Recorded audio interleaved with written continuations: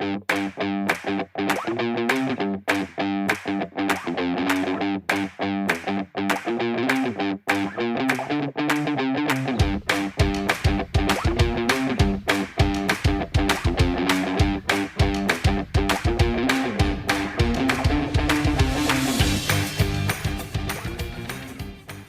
and welcome to the Footy with Fletch podcast. I am Fletch Fraser. In episode 5 of the Footy with Fletch podcast, my special guest is former Richmond Tigers superstar Ben Griffiths. Ben Griffiths played 63 games for the Tigers between 2010 and 2017, kicking 42 goals. In 2018, despite having 1 year left on his contract, Ben decided to retire from AFL football, having a scholarship at the South Carolina College to pursue his dream of playing American college football as a punter. Hello, Ben. Fletch, how you doing, mate? I'm good, thanks. How are you? I'm doing very well. It's a nice night over here in America, so no complaints. Yeah, it's pretty cold in Australia. Yeah, you guys are in winter now, aren't you? Yeah, we definitely are. So, who would have had the greatest influence on your AFL career, Ben? I think when I was younger, one of my old coaches at Eastern Rangers, Hutto, definitely had a really strong influence on my career, especially as a junior. And then I had a few teachers at school too, Mr. Bird and Mr. Abrahams, who really helped me with the study side of things and helped me see kind of the importance of both sport and academics. And then, when I got to Richmond and I was fortunate enough to spend some time there, Choco Williams and Dustin Leppitsch really had a strong influence on my career. Yeah, they're all some very influential people. What was it like to work with Justin Leppitsch and Mark Choco Williams? Awesome. I remember there was one pre-season I spent a lot of time with Choco, and he really helped me grow a lot very quickly in my game. And then Leppa is just a wealth of knowledge, and particularly with the one-on-one competitive side of stuff. I know that he's surely had a really positive influence on a lot of players that have gone through Richmond and been fortunate enough to work with him. Yeah, they are two fantastic coaches. Who would have been the top 5 teammates that you were lucky enough to play with at Richmond? Oh, that's a great question. I was very lucky to play with a lot of very good teammates and a lot of very good blokes. So I would say, this is a tough question, Fletch. Rancy, Dave Asprey, Dylan Grimes, Shane Edwards, and who else? Probably Ivan Maric. They've been my 5 top. I feel bad because I've had to cull a few really good people. Yeah, it would have been a very hard question to answer because there are a lot of great players at Richmond. What was a week in the life like as a Richmond player? I guess it changed a lot from when I got drafted to when I finished up there. When I first got drafted in 2009, we were doing 5-day a week plus Saturday morning pre-seasons, which now is they have the mandatory day off throughout the week that goes throughout the whole pre-season. So it changed, but from when I finished up, it was during the season. We'd go in Monday, you'd have a review, you'd have a few meetings with your line coaches, and then you'd be doing some active recovery, maybe a little bit of weights, depending on when your next game is. Tuesday would be kind of a lighter ball sort of session with, again, weights and some meetings as well. Wednesday would be a day off. Thursday would be very similar structure to Tuesday. Just the intensity of training was bit greater, and the duration of the session was longer as well. And then Friday, if we're playing a Saturday game, would be a very light kind of run-through session, tick off the final kind of KPIs for the game with your line coaches and set some goals and that sort of stuff. So it can be a very taxing time during the season, both mentally and physically.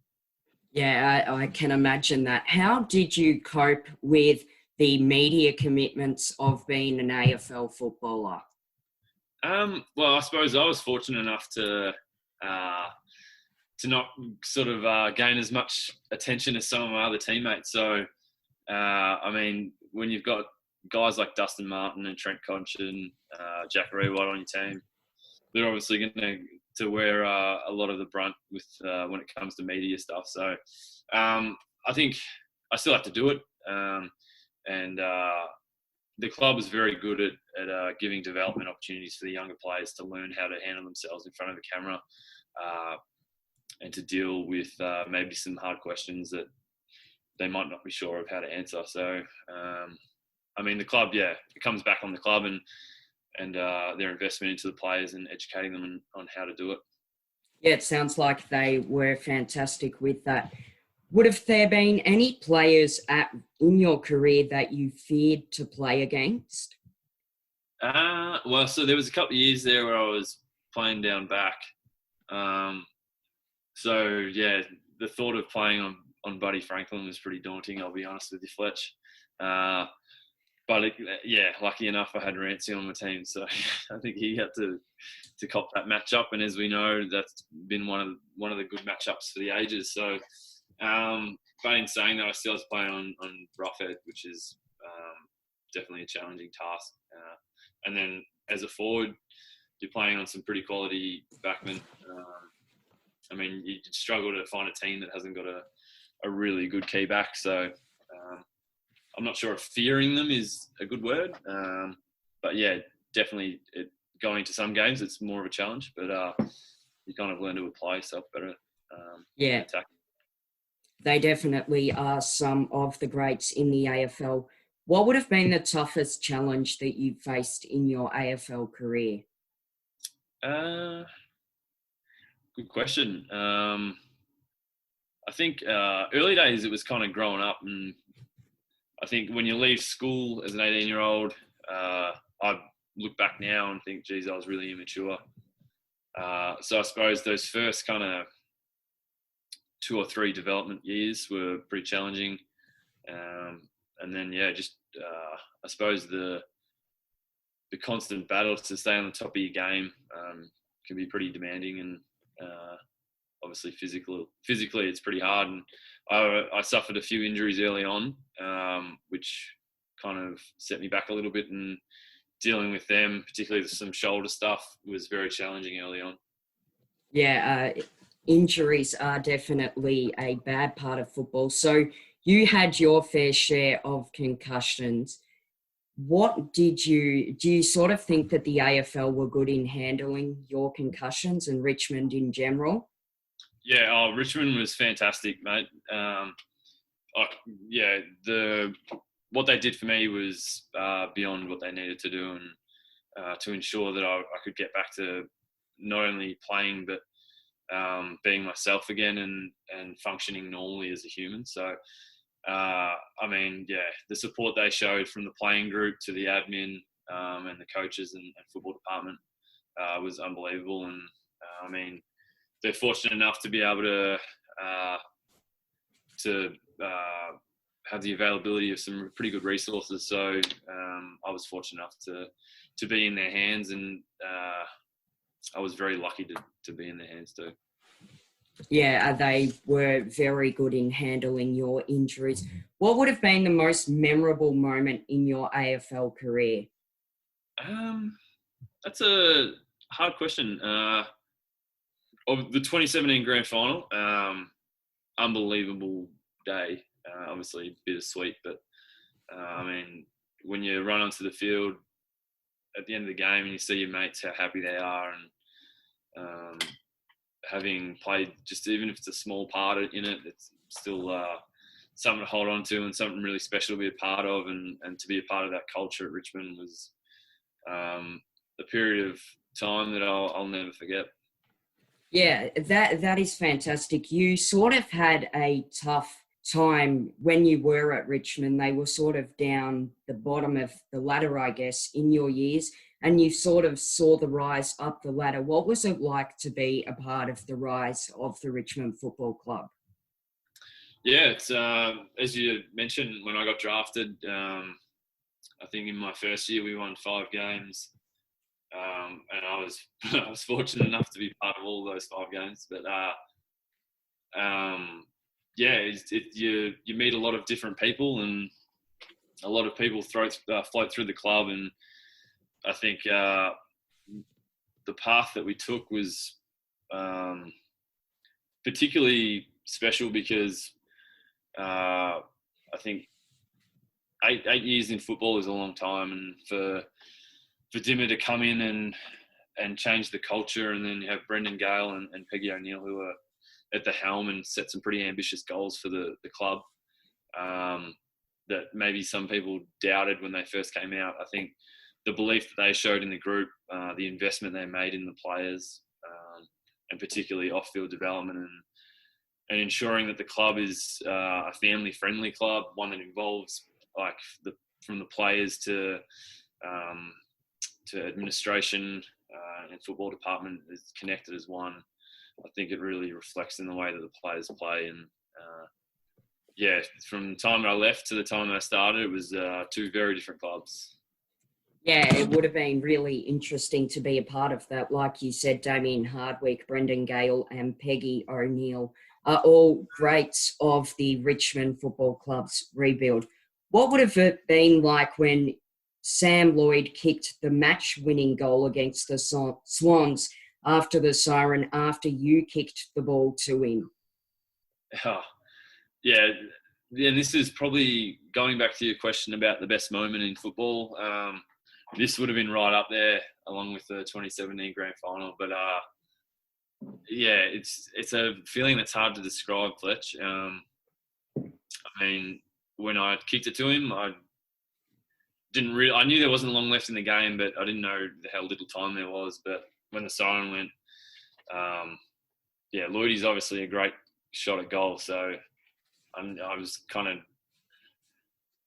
really sort of calm and never really doubted that he would miss it. But when you see the ball go through, and I think there was a lot contributing to that game. We'd kind of been down the first few weeks and been kicked in the media a bit. So to come out and beat a pretty highly ranked Sydney Swans at the time was it's just an amazing kind of feeling, particularly when it's done in that kind of fashion, and one of your good mates is kicking a goal after the siren to win by a point. Yeah, it would have been a fantastic thing to be a part of. Was it hard to walk away from the Richmond Football Club with 1 year left on your contract to play American college football? It was particularly hard because I knew that I was leaving a lot behind, and leaving some pretty good mates at the club, and I was coming off a year where the club had invested a lot into me, and but in saying that, I had to kind of step back and take a look from a long-term perspective, and I gained a lot of that perspective from dealing with the concussion stuff in 2017, and really thinking about what have I got outside of football, and what do I want to do beyond sport? If I left sport today, what would I have? And ultimately, the opportunity to firstly come over here and play a different sport at a really high level, whilst attaining a college degree, for me it was kind of a no-brainer. So it was really challenging to leave my friends and my teammates at home, but I had to kind of look at it from a selfish standpoint and investment into my own future. Yeah, it would have been a difficult time. But how has it been to be a punter in American football in California? Unreal experience, mate. Playing a whole different sport. running far less, which is not overly good for my skin folds. But I've managed to try and keep my weight not too bad. But it's been an awesome experience, mate. Getting a different cultural perspective and living in a different country, meeting different people, made a stack of new friends that I would never have met had I not done that. So I think it's just helping me grow as a person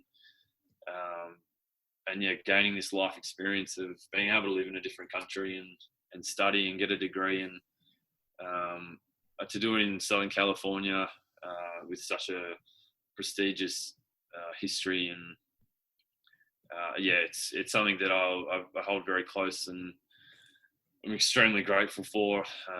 So I'm really trying to maximise my time over here, which is, I guess, why doing this COVID kind of quarantine period's been so challenging, because I just want to be around my teammates and working out, getting stronger, getting better with them and preparing for a season. But no complaints from my end, Fletch. It's been an unreal experience.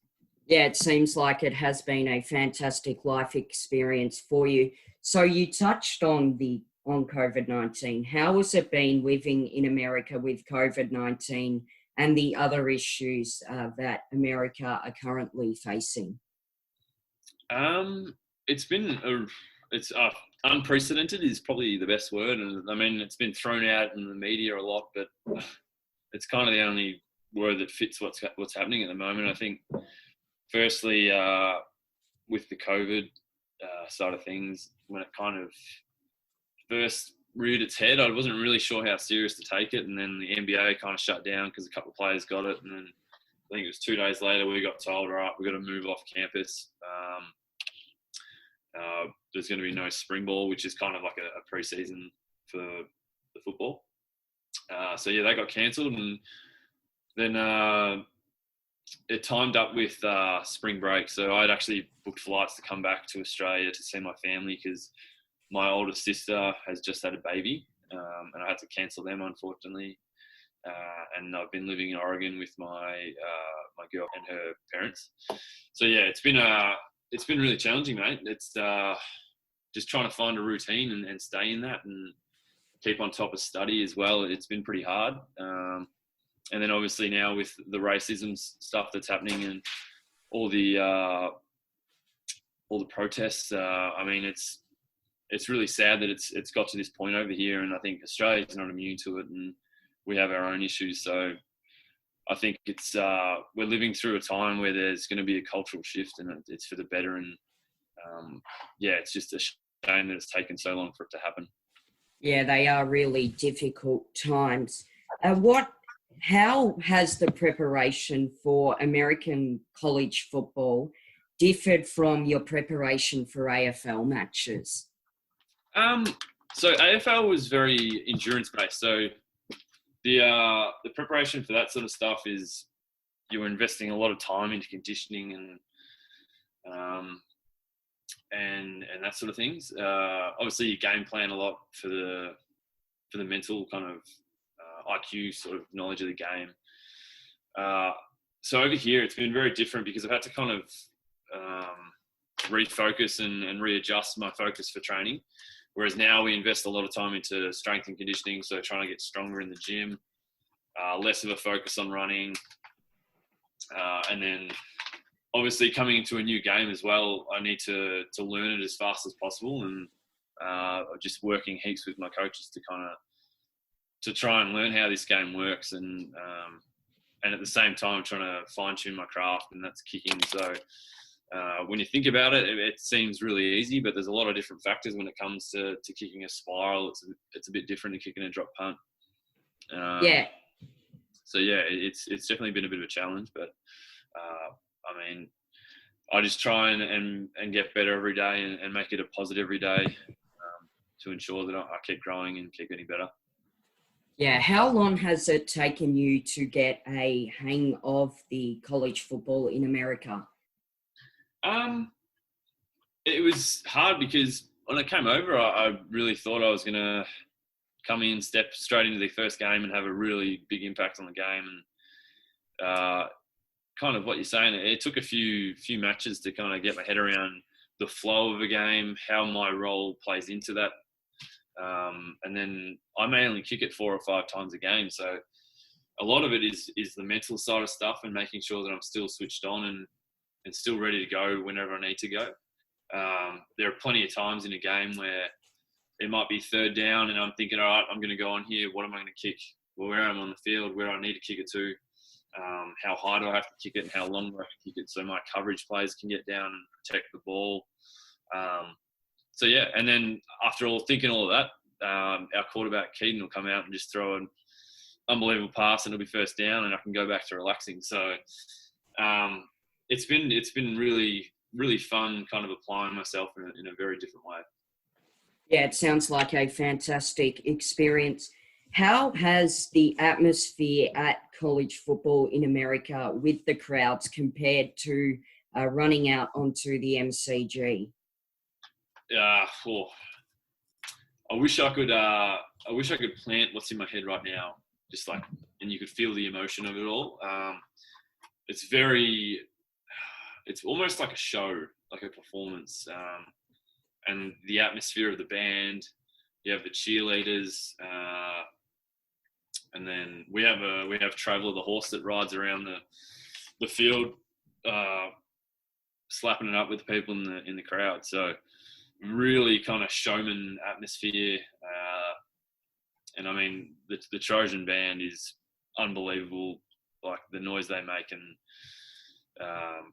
very different because at AFL games, they kind of get into the match and the crowd might just kind of start booing or calling ball when there's been a nice tackle and the umpire hasn't called anything yet. So, yeah, it's different in a really kind of fun way. Yeah, it definitely does seem like it has been different. So with no sport being played in America currently, have you been still watching the AFL? I've watched a few games. I caught the GWS North Melbourne game last week. Obviously, with the time difference, it's hard to tune in to the Richmond games because they always get the night slot. So the games are on about 3 a.m. where I am. And I value my sleep just a little bit too much. So I just check the scores in the morning sometime. Yeah, that is fantastic. It was a great game last week between GWS and North Melbourne. So what has it been like to sort of watch Dustin Martin develop as an AFL footballer? I was lucky enough to get drafted with him, so I kind of spent my whole career with him. And clearly from the start, he was always super talented. And to watch him kind of mature and become a leader at Richmond in the way that he applies himself and his preparation, I think it's an awesome example of just applying yourself and setting yourself goals of what you want to achieve and what kind of player you want to be. And I mean, yeah, to be able to say that I played with Dustin Martin is one of the greatest claims I'll ever be able to make, I reckon. Yeah, he's definitely one of the greats of the AFL. So if you were given the chance to play AFL football again, would you take up that opportunity? Oh, geez. I'm getting pretty old now, so I'm not sure my body would be able to hold up. I mean, if I got an opportunity to play NFL, I'd probably jump on that before playing AFL again. But I suppose if I have a crack over here and things don't work out and someone comes calling, I'm not going to say no. Yeah, that is really interesting. So have you seen any NFL players that were former AFL players? Yeah, so Aaron Sipos, who was playing at the Saints, he's now got a gig with the Detroit Lions, which is awesome for him, and unreal for Australians as well, like in general, that maybe sitting at home thinking, geez, I might want to give this a crack one day. And that's how I felt when I saw Australians over here playing like Big Sav Rocker and Ben Graham and Darren Bennett and those kind of guys. And my old coach, Chappie from Pro Kick, has been a real big influence. And I think it's awesome. And then we have Cam Johnson, who's at Philly. He was in Melbourne for a year, rookie. And yeah, he's got a cannon, mate. So yeah, it's awesome to kind of see those guys and be able to connect with them over here and form a small little support network. Yeah, that is really important that you're keeping in contact with those former AFL players. So do you still keep in touch with AFL players from Richmond? Yeah, I still talk to my mates from back home. Keep in touch. Grimesy was getting stuck into me the other week about the way I do my ticks. So, I had to give him a bit of a ribbon back. But, I try and stay in contact, mate. Obviously, I formed some really good friendships back there. And I guess we're lucky to live in a period of time where we have a lot of technology at our fingertips and we can stay in touch pretty frequently. Yeah, that is really fantastic as well. And Grimesy seems like he's a funny player and a funny guy. So who would have been the funniest player that you would have got to play with at Richmond? Geez. We had some funny guys floating around there, but the one who made me laugh the most was probably Rancy. He gave me belly laughs like no one else did. He did some pretty funny stuff. Yeah, Rancy definitely is a funny player and person as well. So thank you very much, Ben, for your time today. It's been great to speak to you on the Footy with Fletch podcast. My pleasure, Fletch. Thank you very much for having me. All good. All the best. Thank you. Now, thank you to Ben Griffiths for being my guest on the Footy with Fletch podcast. It was great fun to talk with you. Stay tuned for episode 6 of the Footy with Fletch podcast, and goodbye for now.